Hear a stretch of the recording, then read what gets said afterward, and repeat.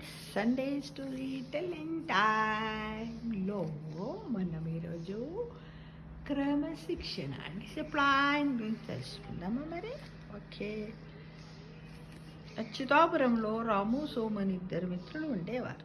ఇద్దరు ఒకే తరగతి చదువుతుండటంతో కలిసి మెలిసి చిన్నప్పటి నుంచి చాలా ప్రేమానురాగాలతో ఎటు వెళ్ళినా ఇద్దరు కలిసి వెళ్ళేవారు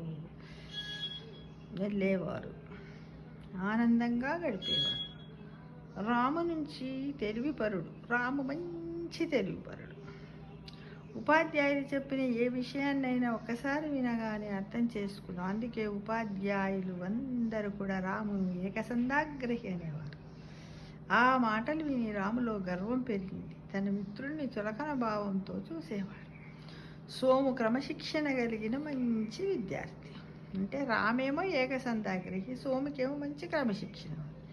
తన స్నేహితులతో ప్రేమగా మాట్లాడేవాడు. అవసరమైనప్పుడు సాయం చేస్తూ ఉండేవాడు. కానీ ఏ విషయాన్ని ఆయన 2-3 సార్లు వింటే కానీ అర్థం చేసుకోలేడు. అంటే చూడండి, అందరికీ ఎద్దునోనికి బుద్ధి ఉండదు, బుద్ధునోనికి ఎద్దు ఉండదు అన్నట్టు ఏదో ఒకటి మాత్రమే ఉంటుంది కదా ఫ్రెండ్స్. ఆ విధంగా ఉండేది అన్నమాట.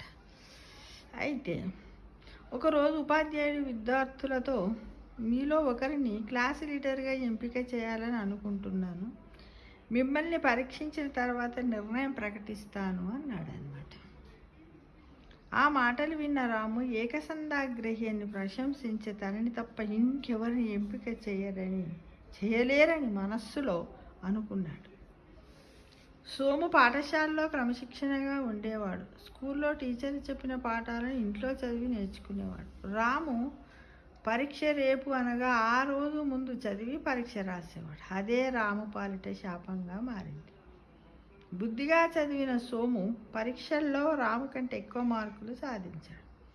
అంతేకాకుండా క్లాస్ లీడర్గా కూడా ఎంపికయ్యాడు. అది చూసి రాము ఆశ్చర్యపడు తనని లీడర్గా ఎందుకు ఎంపిక చేయలేదని టీచర్ దగ్గరికి వెళ్ళి అడిగాడు. అంటే రాముకి ఏంటంటే ఓవర్ కాన్ఫిడెన్స్ అనమాట. నేను ఎప్పుడంటే అప్పుడు చదువుతా, ఈ క్షణంలో చదివి పరీక్ష రాయగలను అంటే ఓవర్ కాన్ఫిడెన్స్ అంత అవసరం లేదు కదా ఫ్రెండ్స్. అదేంటంటే ఎన్నో అనర్థాలకు కూడా దారితీస్తుంది. ఎందుకంటే సమయం ఒక్కోసారి అనుకూలించకపోవచ్చు కదా. అప్పుడు టీచర్, నాయకుడు ఎప్పుడైనా అందరితో కలిసి ఉంటాడు, అవసరమైనప్పుడు సహాయ సహకారాలు అందిస్తాడు, క్రమశిక్షణతో ఉంటాడు, అప్పచెప్పిన పనిని సకాలంలో పూర్తి చేస్తాడు. సోములో ఆ లక్షణాలు ఉన్నాయి. అంతేకాకుండా పరీక్షలు ఎక్కువ మార్కులు సాధించాడు. కాబట్టి క్లాస్ లీడర్గా ఎంపిక చేశాను అని రాముతో అన్నాడు ఉపాధ్యాయుడు. రాము, నువ్వు తెలివైన వాడివి, అయితే అదొక్కటే సరిపోదు, నీ తెలివికి క్రమశిక్షణ కూడా తోడవ్వాలి అని ఉపాధ్యాయుడు చెప్పాడు. ఆ మాటలు రాములో మార్పును తీసుకొచ్చాయి. మరుసటి రోజు నుంచి క్రమశిక్షణతో నడుచుకున్నాడు. ఉత్తమ విద్యార్థిగా మన్ననలను అందుకున్నాడు. అంటే మనకి ఎన్ని ఉన్నప్పటికీ, అంటే మనకు ఏకసంధాగ్రహి అయినప్పటికీ, తెలివి ఉన్నప్పటికీ, హార్డ్ వర్క్ ఉన్నప్పటికీ, ఏది లేకపోతే మనం వెనకబడి ఉంటాం. ఒక క్రమశిక్షణ అంటే ఏంటంటే మనం చేసే దినచర్యల్లో ఉన్నటువంటి పనులన్నీ ఒక క్రమ పద్ధతి ప్రకారంలో జరుగుతూ ఉంటాయి. అదే మనందరికీ కూడా చక్కటి సంపద, మనకు ప్రశంసలు అనే సంపదను తెచ్చిపెడుతుందని మనం ఈ కథ ద్వారా తెలుసుకున్నాం కదా ఫ్రెండ్స్.